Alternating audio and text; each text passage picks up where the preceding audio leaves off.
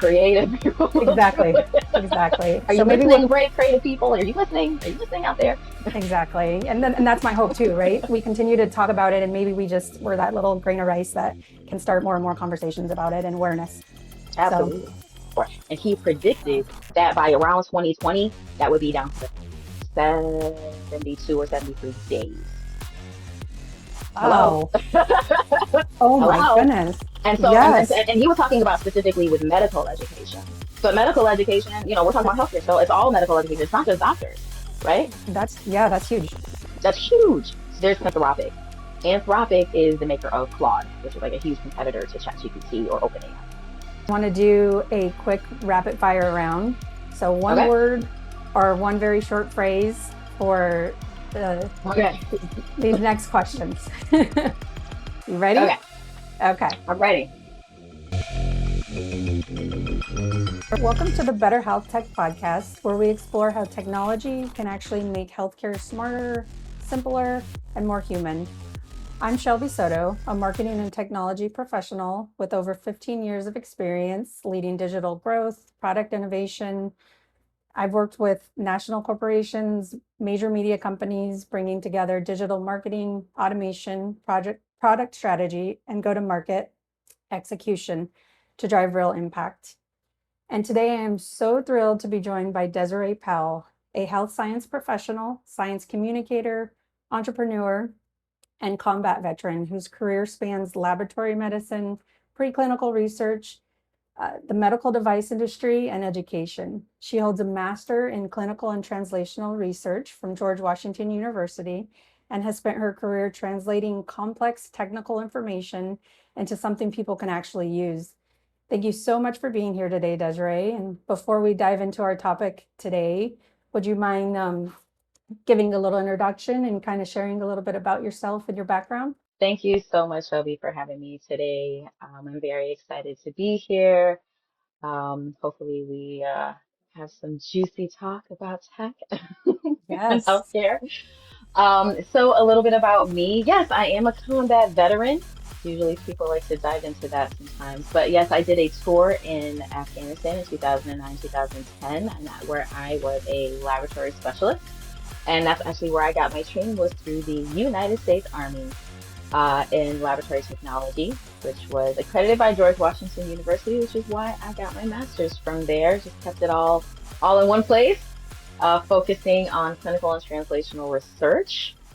And I spent nearly 10 years at Memorial Sloan Kettering Cancer Center, where I worked in a pathology laboratory focused on preclinical oncology research. So dealing with in vitro uh, uh, studies. So that's what preclinical for the listeners out there that don't know what preclinical means. It's before phase one, before studies are in humans. We gotta work with small animals, and sometimes larger animals to find out what will work and what will not work before we start phase one trials. But that's what got me very interested in clinical research, because what happens after the FDA says, I think we can start clinical trials in humans. This looks like it can work. And so that's why I studied that at George Washington University. And so these days I enjoy thinking about uh, kind of like, no, I wouldn't say pop culture, but clinical research areas that will help bring awareness to the industry, so people aren't scared about it. Because when you think sometimes research, you might think, particularly in minority populations, sometimes we think of like Tuskegee experiments and Henrietta Lacks and the areas where we were very unethical in the past. And so I like to uh, write about aspects of clinical research to bring awareness that we've moved so far from that and we need people to participate and take interest in research and science, and also for the next generation of young researchers. Yes. I mean, your background, like I said, it's incredible. I have just a question kind of like off topic, but how did Sure. you, how did you get into this industry just in general? Like, is there something that catapulted your interest, or have you just always you know, just So, well, I mean, if we're gonna go all the way back, I've been like a kind of a sciencey, biology, squishy, gross, slimy science person. that's great. Like I mean, don't get me wrong, shout out to the physicists and the chemists and the technology people in the world.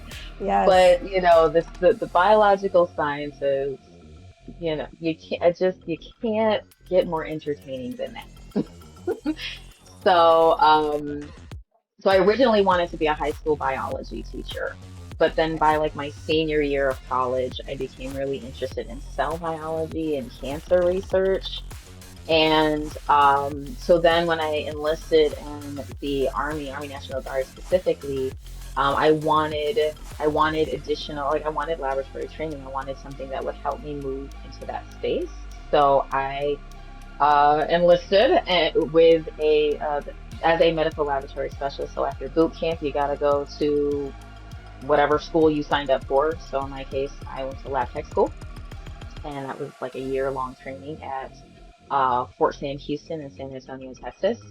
And right after I completed my training there is in fact, I interviewed while I was still at lab tech school, while I was still in Texas, at Sloan Kettering Cancer Center in New York City. And I got the job. And I spent nearly a decade there working in preclinical research and watching and helping to move that forward. And the lab was very small and modest when I got there, so I helped to actually expand laboratory testing capabilities, adding more disciplines because I was trained on everything in all areas of the laboratory, and they were only doing like two things and sending everything else out. So I stayed as long as I did to kind of help it grow. And I like trained all the postdocs, managers, new technologists, interns, volunteers, anybody that wanted to work with us. I trained them because I probably wrote the protocol and the SOPs for it because I've been there so long. That's amazing. But again, and then that from there, I was just really curious, like what happens, you know, after the FDA says that that a researcher has generated enough evidence to move forward into human clinical trials, because this is all preclinical. So clinical trials is, let's see how this surgery or this medical device or this biologic or this therapeutic, how is that going to work? Is it safe and effective in humans? And I was really curious, and I wanted to see what kind of programs were out there, if anything. And there were a few, and there was one at George Washington University, and I'm like, oh, I'm an alumni through the Army, which is a weird way to get your alumni status. And the rest is history. Yeah, gosh, that is just amazing. Thank you so much for sharing that. So your background sits at a really interesting intersection of science, healthcare, communication, which is exactly where a lot of today's conversations around AI are happening. So we're seeing rapid growth in clinical AI tools, everything from decision support systems to ambient documentation, but adoption across healthcare system often feels slower than the pace of innovation. I mean, it definitely feels like that. From your perspective as a science communicator, why do you think that gap exists, and why might it actually be important for healthcare professionals to move thoughtfully or even more cautiously when adapting AI and technology in general? And technology, yeah. Mm-hmm. So you make a few you kind of help make some points in that question. Because there is a slow adoption, but I think that when you separate the two, so you have your developers and your innovators and your, like that space, right? Your pharma and your biotech and your medical device and that, right? And then you have end users, which are your clinicians and healthcare workers in general, and even patients, especially for things like wearables, like their end users are using the product, right? Innovators are going to innovate. Developers are going to develop, right? That's their whole bread and butter. So they're going to be cranking out the tech and the upgrades and the updates and to create space or more shelf space for their products. In addition to the fact that There's going to be those that want to disrupt, right? So the industry disruptors, you hear that's a very buzzy term for like, I would say like, I don't know, past 4 years or since COVID at least, right? Industry disruptors trying to turn everything on its ear, which is great. But then so then on the clinician side and on the healthcare side, that means that healthcare professionals and the healthcare industry writ large is just being inundated. End users are being inundated, and you have vendors coming into the hospitals and sales reps coming into clinics and hospitals wanting to sell you the best and the greatest and the newest and the da da da da da, and they're still barely catching their breath with all the bugs from the last thing that they implemented, right? That's a real thing. Yeah. And so, and then in addition to that, you have to have like like you said, like caution. Caution takes time. Caution is in and of itself pause, grace, right? So something like AI in the US, we barely got any meat on those bones in terms of regulation. And so I am a big proponent of regulation because every healthcare in general is a super hyper regulated area, which it should be because we're dealing with health and we're dealing with vulnerable populations like children and pregnant people and, prisoners, which are considered a vulnerable population. And so much because of a lot of the unethical things that we've done in our history, those areas have been fortified with regulation. AI is not regulated. And so now we have tools that are traditional tools that we've used, but now AI is kind of embedded in there. So now there's more healthy suspicion and cynicism around these tools that have AI. And in some cases, like in clinical research, you have like CROs or clinical research organizations that create their own tools that in some cases will have AI in them and it's proprietary, right? So their algorithm is, you just trust us, it's gonna work, you know? Right. So, so clinicians have to like really think about, and hospital administrators, like there's so many people that fall under, and so many professions that fall under healthcare. Like that's a lot to try to get everybody galvanized around a single product. And even once you make the decision, implementing it, training everybody, like there's a lot. And then on top of that, you have like health systems that are really struggling, right? You have like rural health, urban communities where there's not a lot of resources that are going into those health systems. Can they afford to have all this new tech when they're barely getting by with the tech that they have? Even if they need it, it may not be cost effective. So cost and resources, that's a huge barrier for a lot of health systems as well, to get the newest and the greatest, no matter how bad they might want it. And then again, that suspicion and that cynicism with all the current events going on. Like I'm sure you've heard about the thing with Anthropic and the Department of Defense. Are you familiar with that story? Uh-huh. Yep. Okay. So like the media is not helping. And Exactly. then like how large language models have been, in some cases, people think like it's harming mental health in children because it's being misused. There's not enough safeguards. Like all of this stuff is going to make people feel really, or at least in the healthcare space, feel a little uncomfortable with wanting to just jump on it just because it's there. Right. Um, so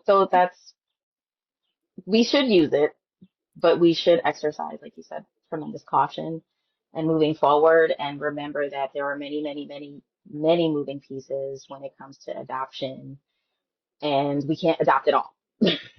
Right. Exactly.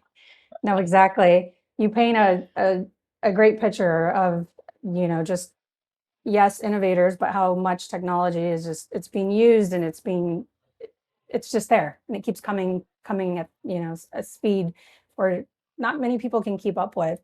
So, bringing us back to, you know, the literacy on it, medical training wasn't built around algorithm literacy, right? So, yet today, clinicians are expected to interpret risk scores, predictive analytics, machine assistant diagnostics. They're expected to do a lot, which, as an educator yourself, what gaps are you seeing between healthcare education and the realities of modern technologies? So kind of like what I was talking about before, where like you have like vendors, sales reps coming into the hospital. Hey, doc, let me tell you, da da da da. And I remember when I worked in the lab, you had like sales reps coming into the laboratory to sell their wares about like a new instrument or a new um, add-on to what's currently there. And it's hard to stay on top of that. And then you're just seeing in certain areas in healthcare where there is a huge decline, where we need more people. So like nurse shortages, right? So in laboratory medicine, you're seeing that's been a problem for a really long time because people don't think about how diagnoses happen. I used to work for a major medical device company who had 90% of the global market share of specimen collection devices. So specimen collection is like, when you pee in a cup or you get your blood drawn or blah, blah, blah, all the devices that go into that, they own 90% of the global market share of that, right? Wow. And so you have to know they want to have that on lock because roughly 70%, and this was as of like 2020, roughly 70% of all diagnoses require laboratory results or laboratory results are used, right? So the lab, if you don't have a working laboratory, you're in trouble. Or you don't have like a system at least to get your samples to be sent to a facility for testing, you're going to be in trouble, right? And so, but if you don't have people that can work in that space because there's not a lot of respect or understanding as to, we're in the lab and just because we're not patient facing, and sometimes we are, but just because we're not patient facing doesn't mean that we don't have value. But lab techs and lab technologists and lab scientists and just lab staff in general are usually highly underpaid. But you couldn't have any of this if it wasn't for the lab. Like all of this Interesting. would not be Right. possible without the laboratory. So you're seeing this decline in laboratory staff. So we have to do something. So we turn to automation, right? So now there's an in vitro diagnostic instruments. So those are the instruments that, you know, do the blood counts and the chemistries, your cholesterol, your glucose, all that microbiology, what's on that swab that they took in your throat, like all of that's done by analyzers, by machines. And so now there's this huge push to automate as much as we possibly can to make up for the lack of staffing. But the problem with the more automation that you have is we reduce our expertise because we rely too heavily on the machine. So if something goes awry, do we have people on staff that are knowledgeable enough and have like good instincts to know, okay, the data's not looking good, right? And so those are the kinds of things from a technology perspective that, just one aspect of healthcare, like, and that's something that I saw with my own eyes. But then if you zoom out and you think about just training writ large, um, do are the curriculums that are in place to train doctors, nurses, lab techs, lab health, administrators, whomever, is it adequate enough? So I remember years ago, and I went and I looked this up, hearing this weird, crazy stat, like by the time you finish your 4-year degree, what you learned your freshman year will be obsolete. I remember hearing that years ago. So in preparation for this conversation, I went and I was like, there's got to be something to that. I'm sure there's something out there. And I found a lecture done by a lecturer at Harvard University in 2017, and he was discussing educational half-life. Like, do you know what a half-life is? I don't. Mm-mm. Okay, so again, shout out to my physicist, my chemist. So half-life is a term that's used if you hear like in science when you're talking about like a substance. So, or like a compound or an element, its half-life is the amount of time it would take for half of the amount of that substance to degrade, basically to disintegrate or degrade, right? And Okay. so the education half-life is the amount of time for half of what you've learned to become obsolete.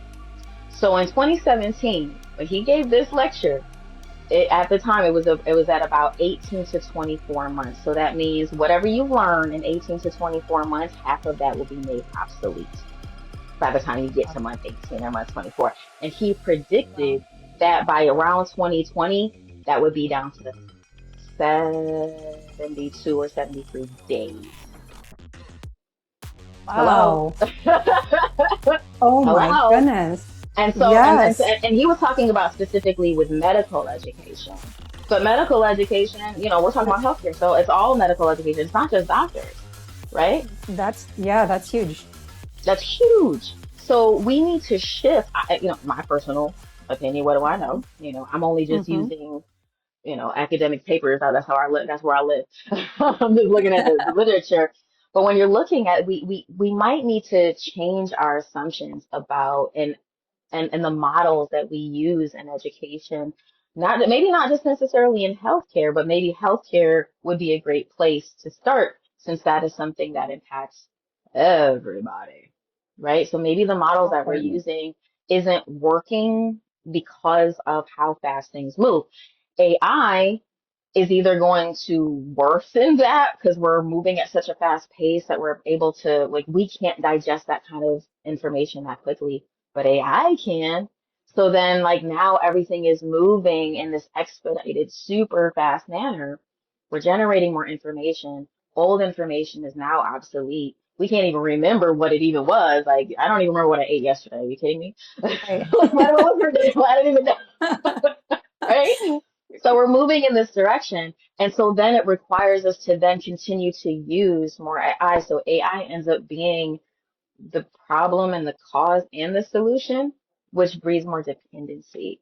So that means that our whole educational model needs to shift. And what that looks like is beyond my brain juice capabilities.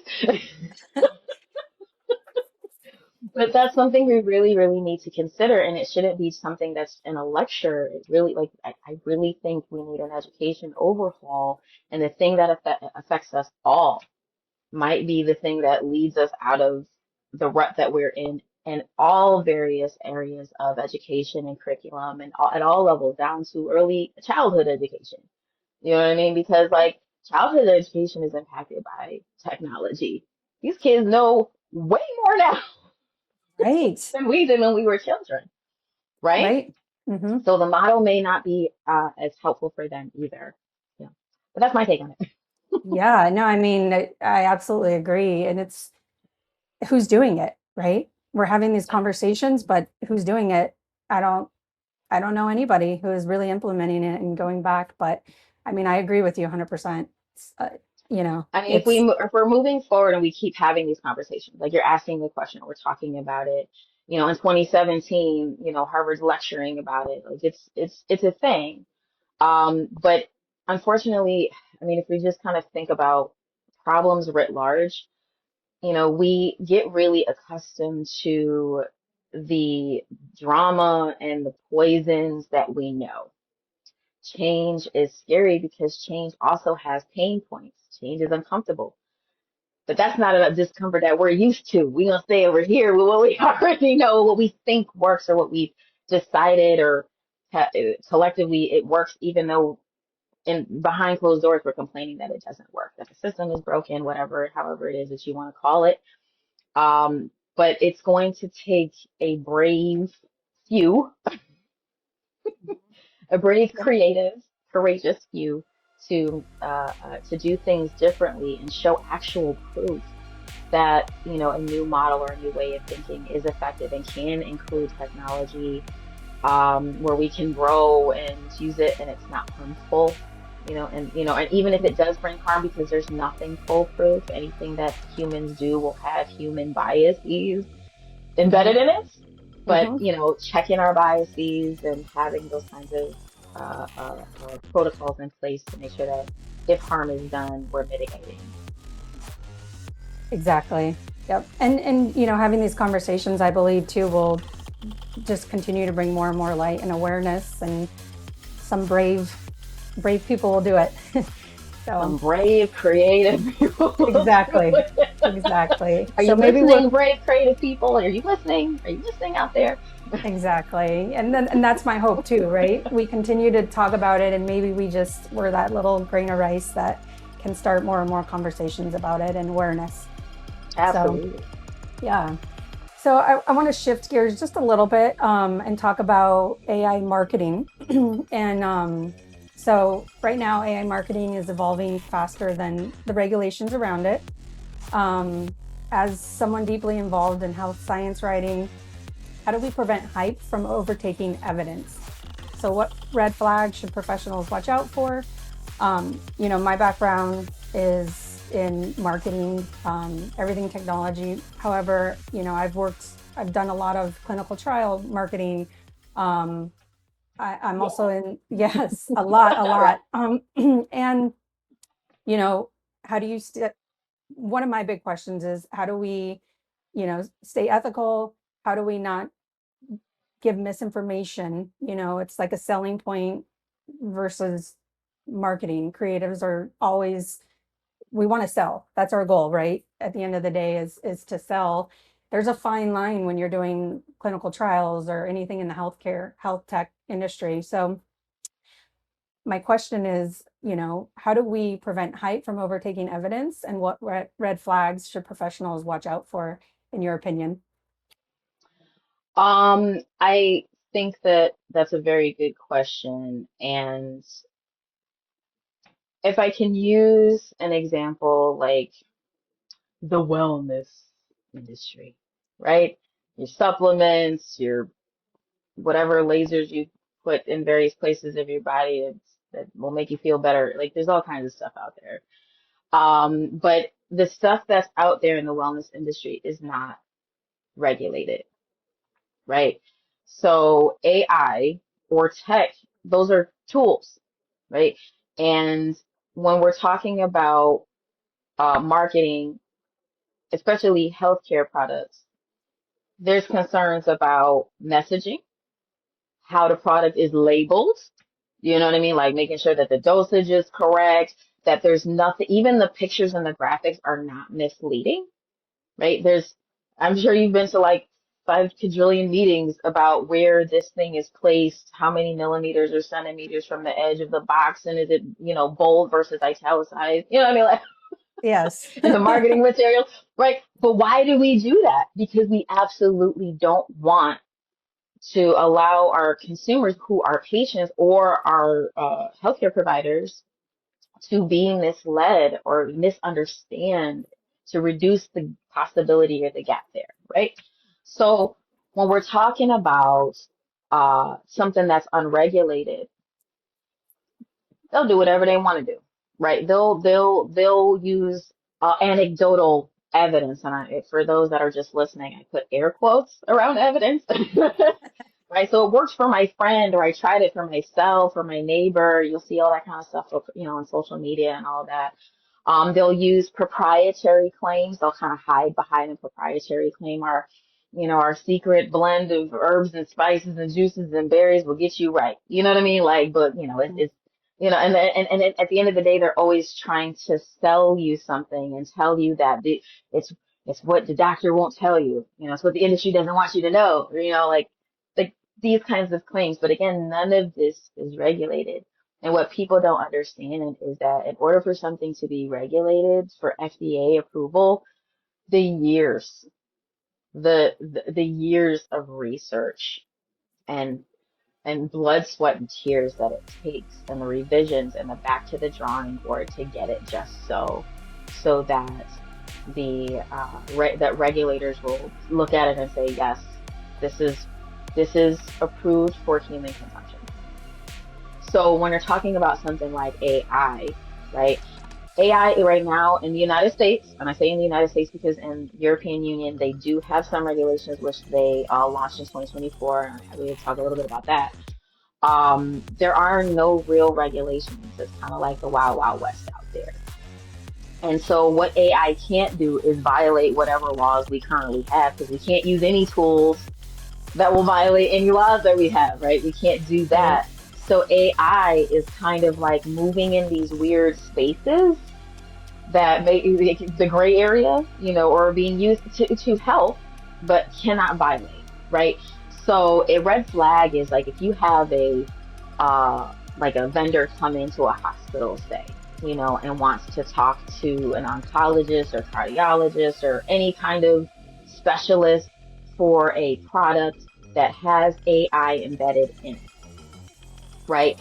If they're talking about, oh, all you got to do is this, it will make the recommendations or it'll make the decision for you, kind of like an AI agent, or it is an AI agent and it does not require too much human intervention because it's so amazing. And our AI is a proprietary blend of, of juices and berries and herbs and spices. We can't tell you how the algorithm works, but just Right.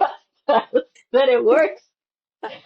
Do not walk but run to the nearest exit, right? Or like there has to be some kind of governance, Hmm. right? So um there's lots and lots in the literature that talks about like, governance and mitigating, or, making recommendations, like mitigating by doing like auditing. So you should be able to audit your AI. You should be able to see like why it made this decision or why it's making this recommendation. AI can do a lot of things, shortlisting, recommending, reasoning, comparing, computing. It goes on and on and on. But at the end of the day, there has to be a human being that's making a decision. And there's some people that are out there that just will blindly believe what AI says as if it's truth. I mean, using large language models like your AI or like your, what is it, ChatGPT, there's like a little disclaimer that says AI makes mistakes. Exactly. Hello, right? Yes. Because it's filled with our biases. And our Hmm. biases are what create harm in general already, right? Right. So Hmm. if you're looking at tech and there's very little human involvement and you're just being told to trust and there's no really real way to audit, there's no real way to see like if it gives a recommendation, this was the pathway, this was the reasoning based on whatever resources that you have, why it gave this recommend. You can't see the reasoning pathway. I would not touch that. I would not touch that product. But you should also only want to work with clinicians, healthcare providers, administrators, companies that are responsibly sourced, right? So, for instance, Anthropic. Anthropic is the maker of Claude, which is like a huge competitor to ChatGPT or OpenAI. Both OpenAI and Anthropic have lobbied our government, have lobbied Congress for more regulations, for more. Can you believe it? That's crazy. These big old Right. companies are Yeah. like, we want regulation. Isn't that great? Wow. Now, OpenAI has scaled back a little bit because of that whole thing with Anthropic and the NDOD, and OpenAI took the contract, and Anthropic was kicked to the curb, and I guess kind of blacklisted a little bit, or at least that's how it appears. But you would want to work with a company that is demanding regulation. You know what I mean? Like you should want that. You should want to see, are they using data centers and they're cutting down, the Amazon rainforest to put a data center there? Right.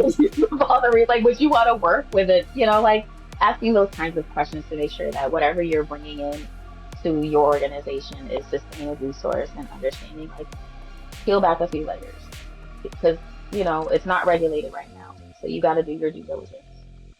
Right.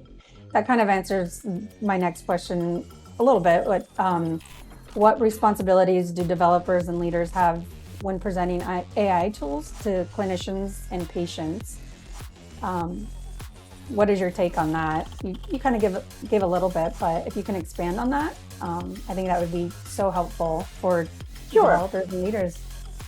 So when you're thinking about AI specifically, just tech, but since we were talking about AI is in everything, right? I mean, it's in our little assistants. I don't want to call out any names right now because something might yell at me and say, I don't know what you're talking about. I don't know what you're saying. Exactly. Say any names in my home. Yes. But your personal AI assistants that's in your phone and in your computers and on your kitchen counter. Mhm. They've been around for quite some time, like a better part of a decade now. But Yeah. now, so they're in our homes, they're in our phones, they're in our everything. They help with a variety of problems, and they bolster productivity. Love it. Wow, chef's kiss. But that means that because it's embedded in so much of what we do, that means that it is a public good. And who's in charge of regulating the public good, right? The same people that regulate our streets and them getting paved, our bridges and tunnels, our police force, our libraries, our education systems, our public health systems, i.e. the government. Exactly. Anything that is going to impact the public writ large, I mean, everyday American life, Mhm. you know, it's really, really important that it is regulated. We need the experts to come into Congress. We need to have the hearings. We need committees formed to really examine what what's all good about this, but what's the harm? Now we've already kind of started doing that because like, you know, there have been young people that have ended their lives because of talking to, large language model AI that told them horrible things. And as a result, then those developers, they go in and they make the necessary adjustments. But we should not be putting and leaving this to the developers, Mhm. right? We Mhm. leave too much open for companies, in my personal opinion. We leave too Mhm. much open to companies to make the decisions for the public. But they themselves are biased because they're humans, but they also answer to shareholders, right? They have a Yep. bottom line that they have to. And if the only reason why they're making this decision is because, yeah, harm, we don't like harm, but harm causes people not to buy our stuff.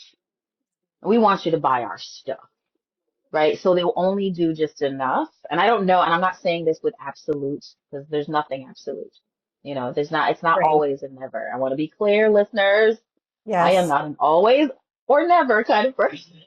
There's tremendous gray, but it's because of the gray that we need regulation. So Mhm. if you are a developer, you're an innovator, great, do your developing, do your innovating, but at the end of the day, tech is a highly volatile, huge turnover industry, right? Layoffs and hiring freezes, all of this stuff. So people, you're only as good as your last innovation, right? So you're kind of led by that when you're talking about at the individual level. And I know lots of people that work in this industry. It's hard. It's a very harsh environment, right? So if those are the people that work in those kinds of environments that are making the decisions for what's good for American people, so I really want to leave. That I didn't elect you. My taxes aren't paying your salary, right? Right. So I don't need you making those kinds of decisions for me. And it and we are on this like cusp because there is very little regulation. The changes and modifications that are made are being made by developers and our innovators. And those are people that and there could be people that might view harm to certain, public, so the public or certain people in the population as the cost of doing business.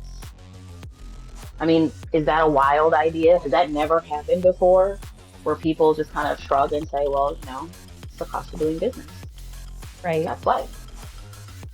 And they wash their hands of it and keep going. So right now in the EU, they already put out their regulations. And is it a kind of a mess? Yes, because it's new. Right. Right. But at least they're trying. And when we're Exactly. talking about technology specifically, these companies that are doing big business, like for instance, in vitro diagnostic instrument companies, right? The companies that make the analyzers that test your blood for glucose and a variety of other things, right? So those instruments, those are global. Sometimes their headquarters are in Europe. They're in other parts of the world, right? They're based out of a completely, but they're global. They're in the United States too, right? So if they're going to launch a device or an instrument, an analyzer that has AI capabilities, they have to follow the regulations in the European Union. but we don't have any regulations, right? So how does that impact American industry? How does that impact, U.S. partners, the U.S. region, North America, where we're still in the wild, wild west over here and kind of flopping in the wind, it seems like. It Hmm. seems like. Like I don't know how that will play out, but if the rest of the world are putting parameters and deciding like what's high risk, what's low risk, you know, what's the responsibilities for healthcare companies who use AI, like if they're making those kinds of rules and their companies there or American companies have employees and factories and manufacturing in the European Union, they have to abide by those laws. So they know how to abide by those laws. Right. They know how to do it because they have to. Exactly. Exactly. So that's my thinking on that. Yes, I couldn't agree more. Um, so I think this right here is the core question today is health tech making care more accessible or widening the gap between those with access and those without it? Where do you think this is heading? We've already said it's in everything, right? So now we're talking about access. Is it widening the gap or, you know, what are your thoughts? So I am a zoom out satellite view kind of person. That's just I like philosophy. And um there are disparities, there are biases, there is, but all of those things are human things. Technology is a human thing. AI is technology, and therefore it is a human thing. Those disparities and those biases and the level of access or lack thereof pre-exists the highest of the technologies, right? It's already been there. Why? Because it's been humans that have made the decisions in boardrooms and wherever decisions are made. Because I'm not going to pretend to know where all the decisions are made, but those Mhm. decisions are made by humans, and then the carrying out of said decisions are carried out by none other than humans, right? So now we'll use tools and technology to help us carry those decisions out and make it happen. But at the end of the day, we ourselves created this problem of access or lack thereof. And so it is up to us to make those solutions together from all walks of life. So I will take a page from translational medicine. So in clinical research or translational research, it's no longer the lone scientist working at a bench doing experiments and then going, Eureka, right? Like that's not a thing anymore. Now you have teams and teams and teams of people and organizations that work together. You can't just work out on your own. You have to have like an institutional review board where you have people from the study and outside of the study and people that have various expertise and community members and various stakeholders that will be impacted by that study. Everybody has a say, right? So that's a human solution to a human problem that was created in clinical research where we did terrible, unethical things to human beings. We decided that's terrible. But that decision, it was a human decision, Right. right? So if we can do that, and that has happened many, many, many times, right?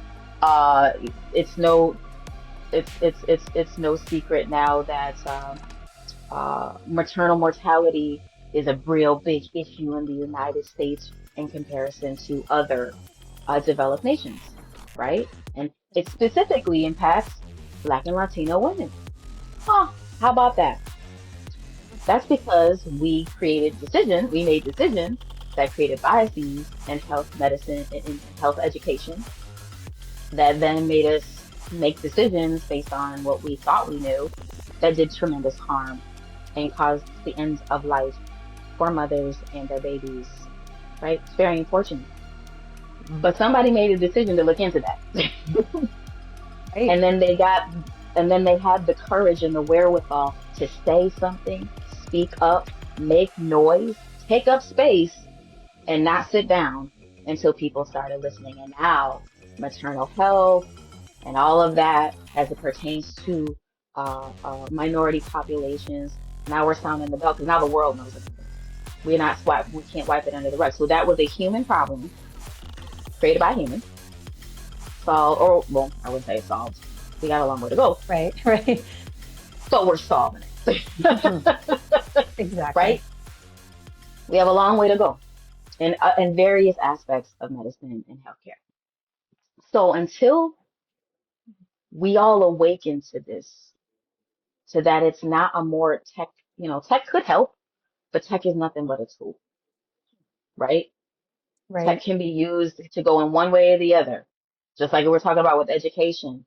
AI is going to speed up our education and we until to the point where we have to rely on it because we can't, right? And it could be harmful or it could be helpful, right? In that case, we use AI to help us carry the information that we cannot carry in our own biological brains. But as a result, maybe that means that healthcare providers will have more time to learn about bedside manner, human to human interaction. You know what I mean? Like maybe they'll have time to be human beings because Mhm. now all of the actual knowledge that they have, the rest of it that they can't carry can be carried by AI. That's just one example, right? Mhm. So we, I think that we can do this. You ask me where we're going. I'm a wild optimist. I have my cynicism and I have my suspicion. I already talked about that earlier. But at the end of the day, I think that we have the goodness. We have it in us. Everybody has it.